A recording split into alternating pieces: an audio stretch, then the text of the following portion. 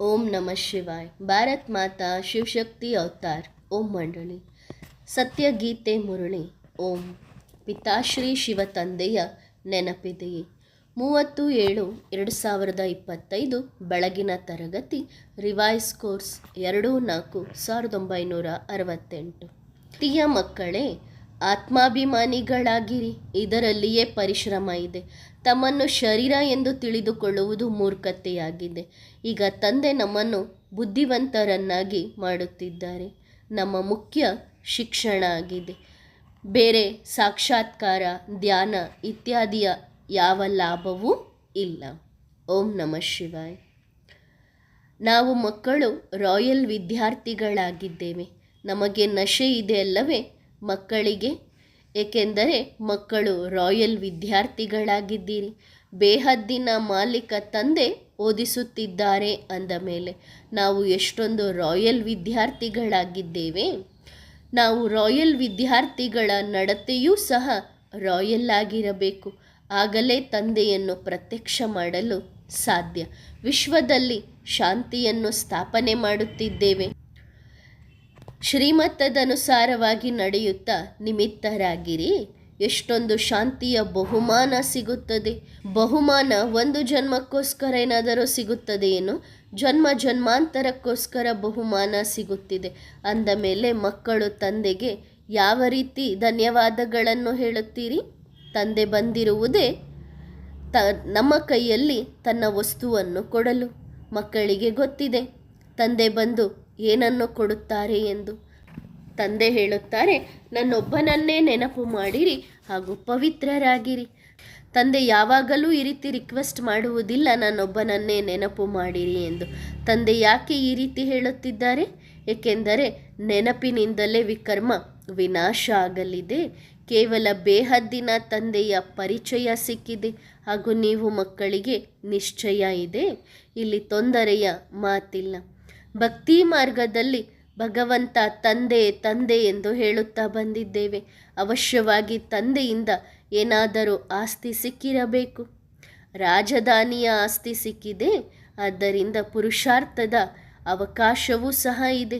ಎಷ್ಟು ಶ್ರೀಮತದನುಸಾರವಾಗಿ ಪುರುಷಾರ್ಥ ಮಾಡುತ್ತೀರಿ? ತಂದೆ, ಶಿಕ್ಷಕ, ಗುರು ಮೂವರ ಶ್ರೀಮತವೂ ಸಿಕ್ಕಿದೆ. ಇವರ ಮತದಂತೆ ನಡೆಯಬೇಕು. ನಿಮ್ಮ ಮನೆಯಲ್ಲಿಯೇ ನೀವು ಇರಬೇಕು. ತಂದೆಯ ಮತದಂತೆ ನಡೆಯುವುದರಲ್ಲಿ ಏನಾದರೂ ವಿಘ್ನಗಳು ಬರುತ್ತಿರುತ್ತವೆ. ಆದರೂ ಅವುಗಳನ್ನು ಸಹನೆ ಮಾಡಿಕೊಳ್ಳಬೇಕು.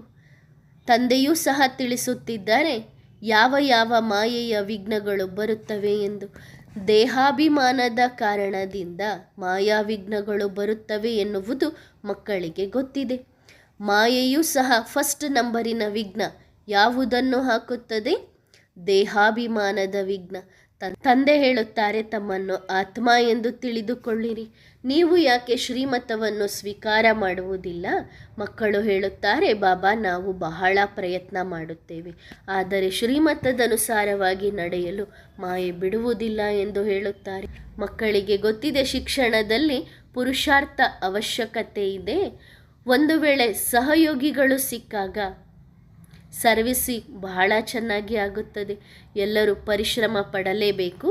ಒಂದಲ್ಲ ಒಂದು ಪ್ರಯತ್ನ ಮಾಡುತ್ತಿರಬೇಕು. ಎಷ್ಟು ಬುದ್ಧಿ ಇದೆ ಅಷ್ಟು ಪ್ರಯತ್ನ ಮಾಡಿರಿ. ಪುರುಷಾರ್ಥದ ವಿನಃ ಯಾರೂ ಇರಲು ಸಾಧ್ಯವಿಲ್ಲ. ಎಲ್ಲರೂ ಈ ಪುರುಷಾರ್ಥ ಮಾಡುತ್ತಿದ್ದಾರೆ. ನಾವು ತಂದೆಯಿಂದ ಶ್ರೇಷ್ಠ ಆಸ್ತಿಯನ್ನು ಪಡೆದುಕೊಳ್ಳಬೇಕು. ಹಾಗೂ ಮತ್ತೆ ಯಾವ ಪುರುಷಾರ್ಥ ಮಾಡುತ್ತೀರಿ? ಮುಳ್ಳಿನಿಂದ ಹೂಗಳಾಗುವುದಕ್ಕೋಸ್ಕರ ತಂದೆಯ ನೆನಪು ಬಹಳ ಅವಶ್ಯಕತೆ ಇದೆ. 5 ವಿಕಾರಗಳ ಮುಳ್ಳು ಇದೆ. ಅವುಗಳನ್ನು ತೆಗೆದುಹಾಕಿದಾಗಲೇ ನಾವು ಹೂಗಳಾಗುತ್ತೇವೆ. ಯೋಗ ಬಲದಿಂದ ಆ ಮುಳ್ಳುಗಳನ್ನು ತೆಗೆದುಹಾಕಬೇಕು. ಕೆಲವು ಮಕ್ಕಳು ಯೋಚನೆ ಮಾಡುತ್ತಾರೆ, ಇಂಥವರು ಹೊರಗೆ ಹೋದರು, ಇವರು ಹೋದರು ಎಂದು. ಬಹಳ ಮಾಡಿ ನಾವು ಸಹ ಬೇಗ ಹೋಗಬೇಕು ಎಂದು ಯೋಚನೆ ಮಾಡುತ್ತೇವೆ. ಯಾವಾಗ ಇಂತಿಂಥ ಮಾತುಗಳನ್ನು ಕೇಳುತ್ತಾರೆ, ಇವರು ಹೋಗುತ್ತಾರಾ ಇಲ್ಲ ಎನ್ನುವುದು ವಿಚಾರ ಬರುವುದಿಲ್ಲ. ಯಾವಾಗ ಇಂತಹ ಪರಿಸ್ಥಿತಿ ಬರುತ್ತದೆ ಆ ಸಮಯದಲ್ಲಿ ಪುರುಷಾರ್ಥ ಮಾಡಬೇಕಲ್ಲವೇ? ಸತ್ತರೂ ಸಹ ಶಿವಬಾಬನ ನೆನಪಿನಲ್ಲಿ ಇರಬೇಕು ಹಾಗೂ ವಶೀಕರಣ ಮಂತ್ರ ನೆನಪಿರಬೇಕು. ಬೇರೆ ಯಾವುದೂ ಸಹ ನೆನಪಿರಬಾರದು. ಕೇವಲ ಒಬ್ಬ ತಂದೆಯ ನೆನಪಿರಬೇಕು. ತಂದೆಯ ನೆನಪು ಬುದ್ಧಿಯಲ್ಲಿ ಇರಬೇಕು ಹಾಗೂ ಪ್ರಾಣ ಪಕ್ಷಿ ತನುವಿನಿಂದ ಹೊರಗೆ ಹಾರುತ್ತಿರಬೇಕು. ತಂದೆ ಬಂದಿರುವುದೇ ನಮ್ಮನ್ನು ಕರೆದುಕೊಂಡು ಹೋಗಲು. ತಂದೆ ಬಂದಿದ್ದಾರೆ. ಇಂತಹ ತಂದೆಯನ್ನು ನೆನಪು ಮಾಡುವುದರಿಂದ ನಮ್ಮ ಮನಸ್ಸಿನೊಳಗಿರುವಂಥ ಕಲ್ಮಶ ಹೊರಟು ಹೋಗುತ್ತದೆ. ಆತ್ಮದಲ್ಲಿ ಕೊಳಕು ಇದೆ, ಶರೀರದಲ್ಲಿ ಕೊಳಕು ಇದೆ ಎಂದು ಹೇಳುತ್ತಾರೆ. ಜನ್ಮ ಜನ್ಮಾಂತರದ ಕೊಳೆ ಇದೆ ಅಲ್ಲವೇ, ಅದನ್ನು ಸುಟ್ಟು ಹಾಕಬೇಕು. ಯಾವಾಗ ನಿಮ್ಮ ಕೊಳಕು ಸುಟ್ಟು ಹೋಗುತ್ತದೆ ಆಗ ಜಗತ್ತಿನ ಕೊಳಕು ಸಹ ಸ್ವಚ್ಛ ಆಗುತ್ತದೆ. ಎಲ್ಲ ಕೊಳಕು ನೀವು ಮಕ್ಕಳಿಗೋಸ್ಕರ ಸ್ವಚ್ಛ ಆಗುತ್ತದೆ. ಎಲ್ಲ ಸಹೋದರ ಸಹೋದರಿಯರ ಕೊಳಕನ್ನು ಶ್ರೀಮತದನುಸಾರವಾಗಿ ಸ್ವಚ್ಛ ಮಾಡಬೇಕು. ಕೇವಲ ತಮ್ಮ ಕೊಳಕನ್ನು ಸ್ವಚ್ಛ ಮಾಡುವುದಲ್ಲ, ಒಬ್ಬ ತಂದೆಯನ್ನು ಕರೆಯುತ್ತಾ ಬಂದಿದ್ದೇವೆ. ಹೇ ತಂದೆ, ನೀನು ಬಂದು ಜಗತ್ತಿನ ಕೊಳಕನ್ನು ಸ್ವಚ್ಛ ಮಾಡು ಎಂದು. ತಂದೆ ಬಂದಿರುವುದೇ ಈ ವಿಶ್ವವನ್ನು ಪವಿತ್ರವನ್ನಾಗಿ ಮಾಡಲು. ಯಾರಿಗೋಸ್ಕರ ಪವಿತ್ರ ಮಾಡಲು ಬಂದಿದ್ದಾರೆ? ನಾವು ಮಕ್ಕಳಿಗೋಸ್ಕರ. ಈ ಪವಿತ್ರ ಜಗತ್ತಿನಲ್ಲಿ ನಾವೇ ಮೊದಲು ರಾಜ್ಯ ಮಾಡುತ್ತಾ ಬಂದಿದ್ದೇವೆ. ಅದರಲ್ಲೂ ವಿಶೇಷವಾಗಿ ನಿಮಗೋಸ್ಕರ ನಾನು ನಿಮ್ಮ ದೇಶದಲ್ಲಿಯೇ ಬರುತ್ತೇನೆ. ಭಕ್ತಿ ಮಾರ್ಗ ಹಾಗೂ ಜ್ಞಾನ ಮಾರ್ಗದಲ್ಲಿ ವ್ಯತ್ಯಾಸ ಬಹಳ ಇದೆ. ಎಷ್ಟು ಒಳ್ಳೊಳ್ಳೆ ಗೀತೆ ಇದೆ. ಹಾಡುಗಳನ್ನು ಹಾಡಿದಾಗ ಅರ್ಥ ಮಾಡಿಕೊಳ್ಳಬಹುದು, ಆದರೆ ಅದರಿಂದ ಯಾರ ಕಲ್ಯಾಣವೂ ಆಗಲು ಸಾಧ್ಯವಿಲ್ಲ. ಕಲ್ಯಾಣ ನಿಮ್ಮ ಸ್ವಧರ್ಮದಲ್ಲಿ ಸ್ಥಿತ ಆಗುವುದರಲ್ಲಿ ಇದೆ. ಸ್ವಧರ್ಮದಲ್ಲಿ ಸ್ಥಿತ ಆಗಬೇಕು ಹಾಗೂ ತಂದೆಯನ್ನು ನೆನಪು ಮಾಡುವುದರಲ್ಲಿಯೇ ಕಲ್ಯಾಣವಿದೆ. ನಾವು ಲೈಟ್ ಹೌಸ್ನ ರೀತಿ ತಂದೆಯನ್ನು ನೆನಪು ಮಾಡುತ್ತಾ ಇರಬೇಕು. ಸ್ವದರ್ಶನ ಚಕ್ರವನ್ನು ತಿರುಗಿಸಬೇಕು. ಸ್ವದರ್ಶನ ಚಕ್ರಕ್ಕೇನೆ ಲೈಟ್ ಹೌಸ್ ಎಂದು ಹೇಳಲಾಗುತ್ತದೆ. ಬಾಪ್ ತಾದಾರ್ ಅವರು ಕೇಳುತ್ತಿದ್ದಾರೆ, ಮಕ್ಕಳೇ, ರಾಜಿಯಾಗಿ ಖುಷಿಯಾಗಿ ಕುಳಿತಿದ್ದೀರಾ? ಮಾಯೆ ಬಹಳ ತೊಂದರೆ ಕೊಡುತ್ತಿಲ್ಲ ತಾನೆ? ಏಕೆಂದರೆ ನಾವು ಮಕ್ಕಳಿಗೆ ಗೊತ್ತಿದೆ ಇದು ಯುದ್ಧದ ಮೈದಾನವಾಗಿದೆ. ಒಂದಲ್ಲ ಒಂದು ತೊಂದರೆಗಳು ಬಂದೇ ಬರುತ್ತವೆ. ಕೆಲವರಿಗೆ ಕಡಿಮೆ, ಕೆಲವರಿಗೆ ಜಾಸ್ತಿ ತೊಂದರೆಗಳು ಬರುತ್ತವೆ. ಇದು ಸಹ ಆಟ ಆಗಿದೆ. ತಂದೆ ಈ ಆಟವನ್ನು ತಿಳಿಸುತ್ತಿದ್ದಾರೆ. ಆದರೆ ಇಲ್ಲಿ ಯಾವುದೇ ಅಂಧಶ್ರದ್ಧೆಯ ಮಾತಿಲ್ಲ. ಇಲ್ಲಿ ಪ್ರವೃತ್ತಿ ಮಾರ್ಗವಿದೆ. ಕಲ್ಪಕಲ್ಪಕ್ಕೂ ಈ ಈಶ್ವರೀಯ ಪ್ರವೃತ್ತಿ ಮಾರ್ಗ ಇದಾಗಿದೆ. ಮಕ್ಕಳಿಗೆ ಗೊತ್ತಿದೆ ಶ್ರೇಷ್ಠಾತಿ ಶ್ರೇಷ್ಠ ತಂದೆಯಾಗಿದ್ದಾರೆ. ತಂದೆ ಅಂದರೇನೆ ಪ್ರವೃತ್ತಿ ಮಾರ್ಗ. ನಾವು ಯಥಾರ್ಥ ರೀತಿಯಿಂದ ತಿಳಿದುಕೊಂಡಿದ್ದೇವೆ. ತಂದೆ ಬಂದಿರುವುದೇ ನಾವು ಮಕ್ಕಳಿಗೆ ಓದಿಸುವುದಕ್ಕೋಸ್ಕರ. ಸಹಜ ರಾಜಯೋಗವನ್ನು ಕಲಿಸುತ್ತಿದ್ದಾರೆ. ಮಕ್ಕಳು ಪರಿಚಯವನ್ನು ತಿಳಿದುಕೊಳ್ಳುತ್ತಾರೆ. ಅದಕ್ಕೆ ಗಾಯನವೂ ಇದೆ ಅಲ್ಲವೇ? ಮಕ್ಕಳು ತಂದೆಯನ್ನು ಪ್ರತ್ಯಕ್ಷ ಮಾಡಬೇಕು, ತಂದೆಯ ಪರಿಚಯವನ್ನು ಕೊಡುತ್ತಿರಬೇಕು. ನಾವು ಮಕ್ಕಳೇ ಸಹಜವಾಗಿ ತಿಳಿದುಕೊಳ್ಳುತ್ತಿದ್ದೇವೆ. ಕಲ್ಪಕಲ್ಪಕ್ಕೂ ನಾವು ತಂದೆಯಿಂದ ಆಸ್ತಿಯನ್ನು ಪಡೆದುಕೊಳ್ಳುತ್ತೇವೆ. ಕಲ್ಪಕಲ್ಪಕ್ಕೂ ತಂದೆ ಈ ರೀತಿ ತಿಳಿಸಿಕೊಡುತ್ತಾರೆ. ನಾವು ಮಕ್ಕಳು ತಿಳಿದುಕೊಳ್ಳುತ್ತೇವೆ.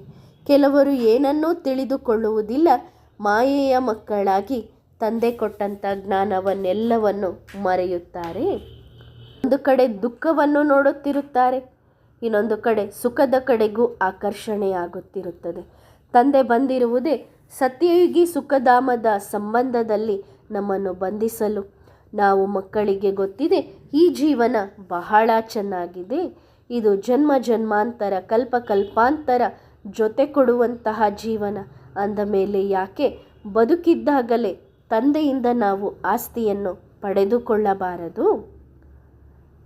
ಪ್ರತಿ ಕಲ್ಪದ ಮೊದಲು ಏನಾಗಿತ್ತೋ ಈಗಲೂ ಅದೇ ಆಗುತ್ತದೆ. ಚಿಂತೆಯ ಮಾತಿಲ್ಲ.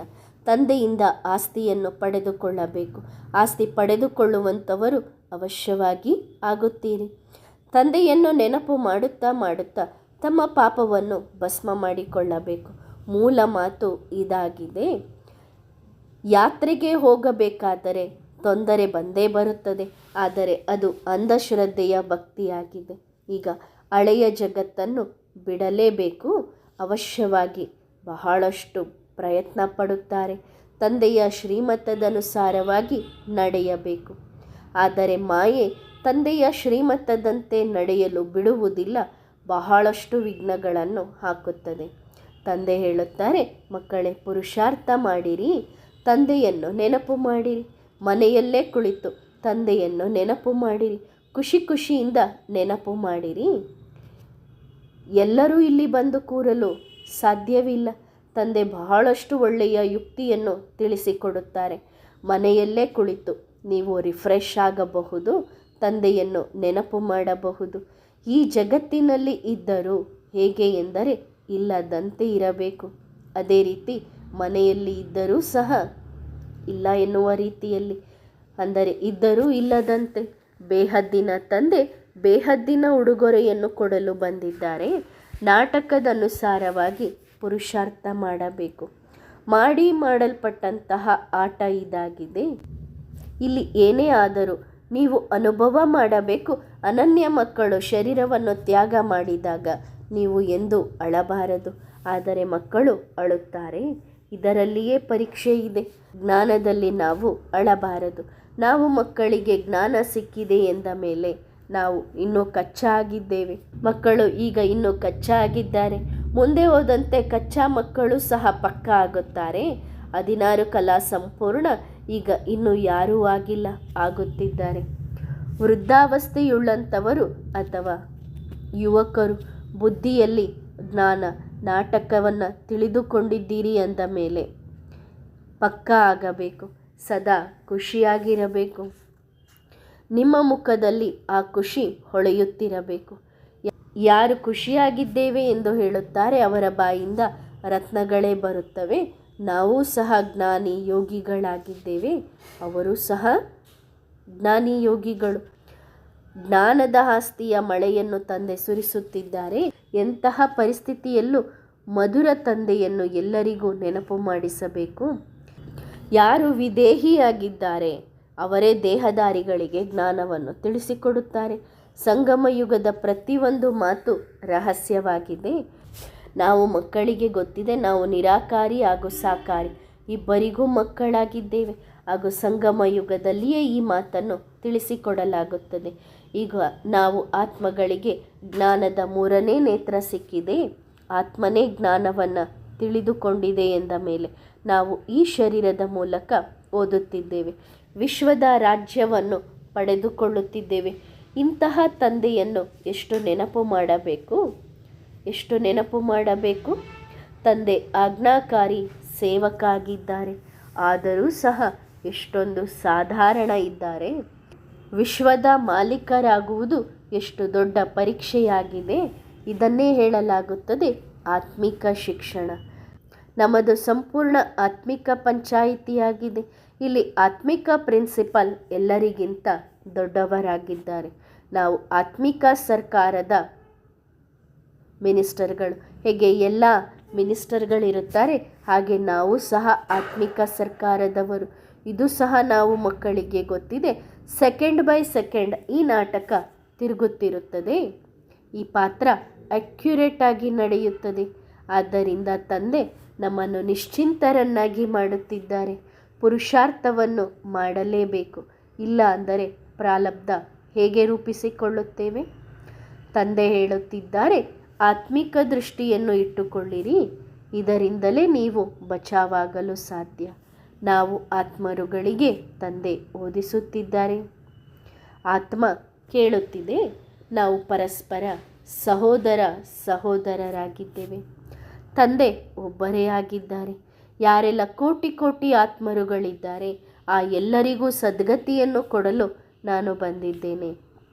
ಡ್ರಾಮಾ ಅನುಸಾರವಾಗಿ ಎಲ್ಲರೂ ನಂಬರ್ ವಾರ್ ಪುರುಷಾರ್ಥದ ಅನುಸಾರ ತಮ್ಮ ತಮ್ಮ ಸೆಕ್ಷನ್ನಲ್ಲಿ ಹೋಗಿ ಕುಳಿತುಕೊಳ್ಳುತ್ತಾರೆ. ನಮ್ಮ ಆದಿ ಸನಾತನ ದೇವಿ ದೇವತಾ ಧರ್ಮ ಇತ್ತು. ಅದನ್ನೇ ಸ್ವರ್ಗ ಪ್ಯಾರಡೈಸ್ ಎಂದು ಹೇಳಲಾಗುತ್ತದೆ. ಆ ಧರ್ಮ ಮತ್ತೆ ಸ್ಥಾಪನೆ ಮಾಡಲು ಬಂದಿದ್ದೇನೆ. ತಂದೆ ಹೇಳುತ್ತಿದ್ದಾರೆ, ನನ್ನನ್ನು ನೆನಪು ಮಾಡುತ್ತಿಲ್ಲ ಅಂದರೆ ನಿಮ್ಮ ಅದೃಷ್ಟಕ್ಕೆ ಬಹಳ ಸುಲಭವಾಗಿ ನೀವು ಅಡ್ಡಗೆರೆಯನ್ನು ಹಾಕಿಕೊಳ್ಳುತ್ತೀರಿ. ಎಲ್ಲಿಯಾದರೂ ಹೋಗಿರಿ, ತಂದೆ ಹಾಗೂ ಚಕ್ರವನ್ನು ನೆನಪು ಮಾಡಿರಿ. ತಂದೆಯನ್ನು ಮರೆತಾಗ ನೀವು ಕಚ್ಚಾ ಆಗುತ್ತೀರಿ. ನೆನಪಿನ ಅಭ್ಯಾಸ ಮಾಡುತ್ತಾ ಮಾಡುತ್ತಾ ಪಕ್ಕಾ ಆಗಬೇಕು. ಪವಿತ್ರರು ಆಗಲೇಬೇಕು. ಒಳ್ಳೆಯದು. ಇಂದು ಭೋಗ ಇದೆ. ವಿಶ್ವಕಿಶೋರ್ ಬರುವುದಕ್ಕೋಸ್ಕರ ತಂದೆ ಆಮಂತ್ರಣವನ್ನು ಕೊಟ್ಟಿದ್ದಾರೆ. ಡ್ರಾಮಾ ಪ್ಲಾನ್ ಅನುಸಾರವಾಗಿ ಎಲ್ಲರಿಗೂ ತಂದೆಯ ನೆನಪು ಪ್ರೀತಿಗಳನ್ನು ಕೊಡಬೇಕು. ನಾಟಕವೇ ನಾಟಕ ಮಾಡುತ್ತಾ ಬಂದಿದ್ದೇವೆ. ಹೆಜ್ಜೆ ಹೆಜ್ಜೆಗೂ ನಾಟಕ ಇದೆ. ಡ್ರಾಮಾ ಪ್ಲಾನ್ ಅನುಸಾರವಾಗಿ ತಂದೆ ಆಮಂತ್ರಣವನ್ನು ಕೊಡುತ್ತಿದ್ದಾರೆ. ಅವರಿಗೂ ಹೋಗಿ ಹೇಳುತ್ತಾರೆ ತಂದೆ ನಿಮ್ಮನ್ನು ಕರೆಯುತ್ತಿದ್ದಾರೆ ಎಂದು. ಹಾಗೂ ಏನು ಹೇಳುತ್ತಾರೆ? ಆತ್ಮನನ್ನು ಕರೆಯುವುದು ಸಹ ಡ್ರಾಮಾ ಪ್ಲಾನ್ ಅನುಸಾರವಾಗಿ ಇದೆ. ಶರೀರದಿಂದ ಹೇಗೆ ಹೊರಗೆ ಹೋಗಲು ಸಾಧ್ಯ? ಈ ರೀತಿ ಯೋಚನೆ ಮಾಡಬೇಡಿರಿ, ಶರೀರದಿಂದ ಹೇಗೆ ಹೊರಗೆ ಬರುತ್ತಾರೆ ಎಂದು. ನಾಟಕದಲ್ಲಿ ಎಲ್ಲವೂ ನಿಗದಿಯಾಗಿದೆ. ಈ ಸಾಕ್ಷಾತ್ಕಾರದ ಮಾತುಗಳಿಂದ ಜ್ಞಾನ ಹಾಗೂ ಯೋಗಕ್ಕೆ ಯಾವ ಸಂಬಂಧವೂ ಇಲ್ಲ.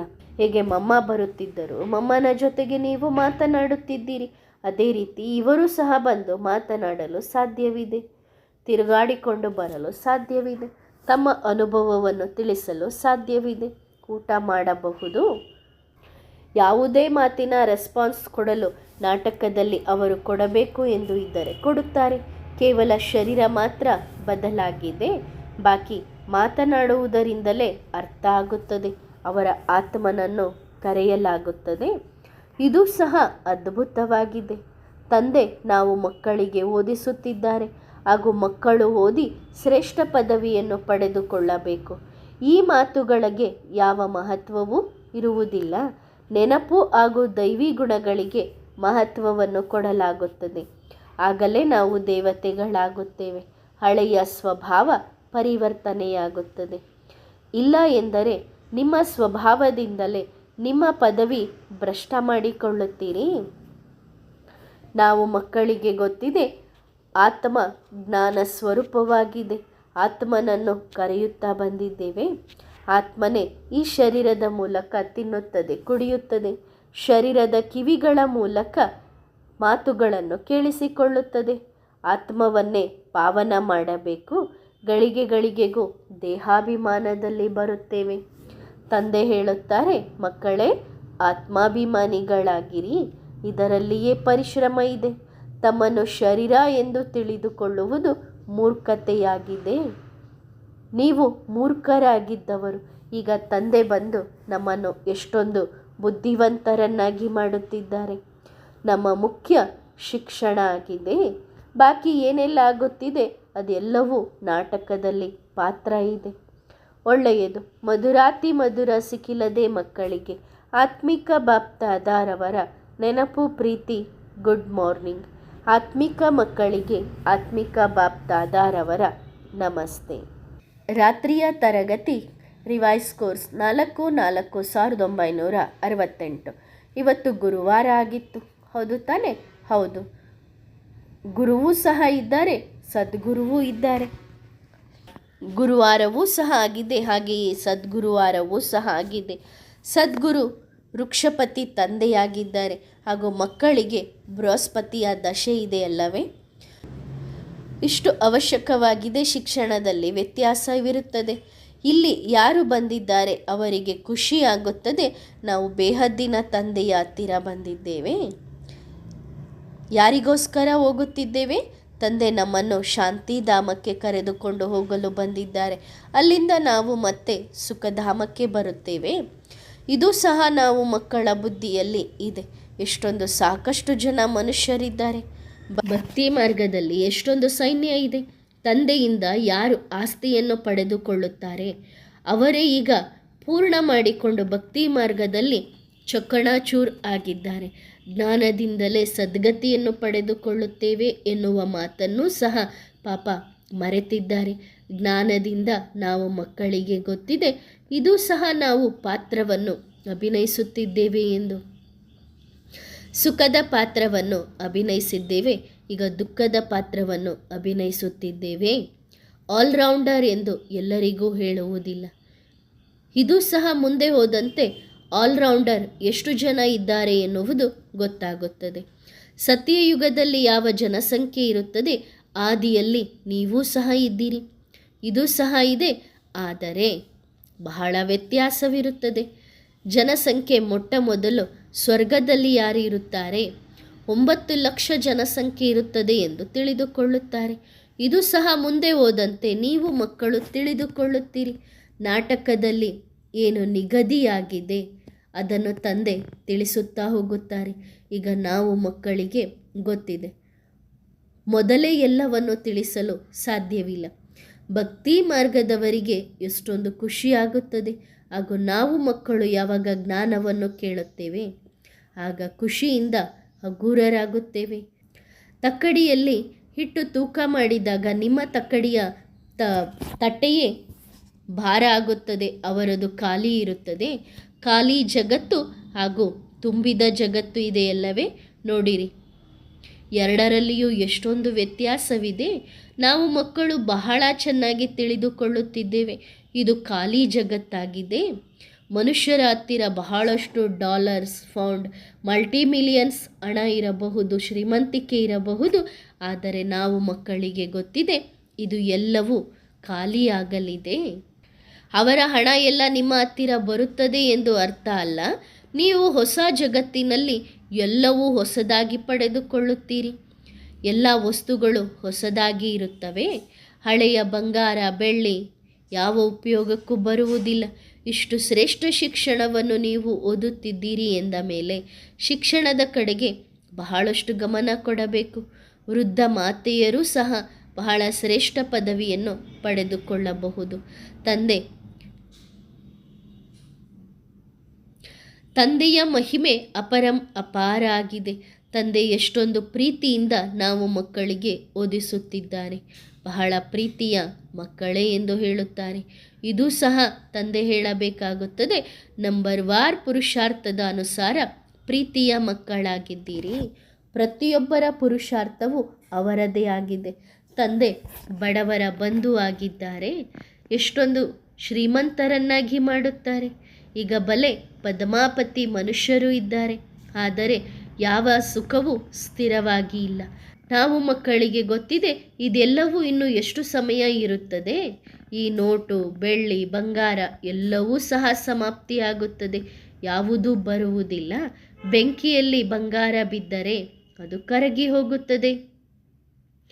ಬಂಗಾರದ ಅಂಗಡಿಗೆ ಬೆಂಕಿ ಬಿದ್ದರೆ ಅದು ಸಹ ಕರಗಿ ಕಪ್ಪಾಗುತ್ತದೆ. ಬೆಂಕಿ ಬಹಳನೇ ಕಠೋರವಾಗಿದೆ. ಹಳೆಯ ಜಗತ್ತು ಹೇಗೆ ಸಮಾಪ್ತಿಯಾಗುತ್ತದೆ ಎನ್ನುವಂಥ ವಿಚಾರ ಮನಸ್ಸಿನಲ್ಲಿ ಬರುತ್ತದೆ. ನಮಗೋಸ್ಕರ ಹೇಗೆ ಹೊಸ ಜಗತ್ತು ಬರುತ್ತದೆ ಇದನ್ನು ನೋಡಿರಿ. ತಂದೆ ಹೇಗೆ ಯೋಗ್ಯರನ್ನಾಗಿ ಮಾಡಿ ಹಳೆಯ ಜಗತ್ತನ್ನು ಸಮಾಪ್ತಿ ಮಾಡುತ್ತಿದ್ದಾರೆ. ಹೇಗಿದೆ ಅದೇ ರೀತಿ ಸ್ವರ್ಗದ ಸಾಕ್ಷಾತ್ಕಾರ ಆಗುತ್ತದೆ. ಈಗ ಆಗುವುದಿಲ್ಲ, ಈಗ ಸಮಯ ಇದೆ. ಪುರುಷಾರ್ಥವೂ ಸಹ ಈ ರೀತಿ ಮಾಡಬೇಕು. ಆ ಸಾಕ್ಷಾತ್ಕಾರವನ್ನು ನೋಡುವುದಕ್ಕೆ ನಾವು ಯೋಗ್ಯರಾಗಬೇಕು. ಒಳ್ಳೆಯದು. ಆತ್ಮಿಕ ಮಕ್ಕಳಿಗೆ ನೆನಪು, ಪ್ರೀತಿ ಹಾಗೂ ನಮಸ್ತೆ. ವರದಾನ: ನಿಶ್ಚಯ ಬುದ್ಧಿ, ವಿಜಯೀ ಭವ. ಮಕ್ಕಳು ವಿನಾಶಕ್ಕೋಸ್ಕರ ಕಾಯುತ್ತಿದ್ದಾರೆ, ಎಣಿಕೆಯನ್ನು ಮಾಡುತ್ತಿದ್ದಾರೆ. ಇನ್ನು 2 ತಿಂಗಳು, 4 ತಿಂಗಳು ಎಂದು. ಈ ಸಮಯದಲ್ಲಿ ಎಣಿಕೆ ಮಾಡುವುದಲ್ಲ. ಈ ಸಮಯದಲ್ಲಿ ನೀವು ಸ್ವಯಂ ಸಮರ್ಥರನ್ನಾಗಿ ಮಾಡಿಕೊಳ್ಳಿರಿ. ವಿನಾಶ ಆಗುತ್ತದೆ ಅಥವಾ ಆಗುವುದಿಲ್ಲ, ಏನಾಗುತ್ತದೆ, ಹೇಗೆ ಆಗುತ್ತದೆ, ಯಾವಾಗ ಆಗುತ್ತದೆ, ಈ ಸಂಕಲ್ಪಗಳ ಬದಲಿಗೆ ಪುರುಷೋತ್ತಮ ಸ್ಥಿತಿಯಲ್ಲಿ ಸ್ಥಿತರಾಗಿ ಸಂಘಟನೆಯನ್ನು ಸಂಪೂರ್ಣ ಮಾಡಿಕೊಳ್ಳುವುದಕ್ಕೋಸ್ಕರ ಸಂಕಲ್ಪದ ಆಧಾರದಿಂದ ಪ್ರಕೃತಿಗೆ ಆರ್ಡರ್ ಕೊಡುವಂತಹ ಅಧಿಕಾರಿಗಳಾಗಿರಿ. ಎಲ್ಲಿ ತನಕ ಅತಿ ಸೂಕ್ಷ್ಮ ರೂಪದಲ್ಲಿ ರಾಯಲ್ ಸಂಶಯ ಇರುತ್ತದೆ ಅಲ್ಲಿ ತನಕ ಸಂಪೂರ್ಣ ವಿಜಯಿಗಳಾಗಲು ಸಾಧ್ಯವಿಲ್ಲ. ಓಂ ನಮಃ ಶಿವಾಯ.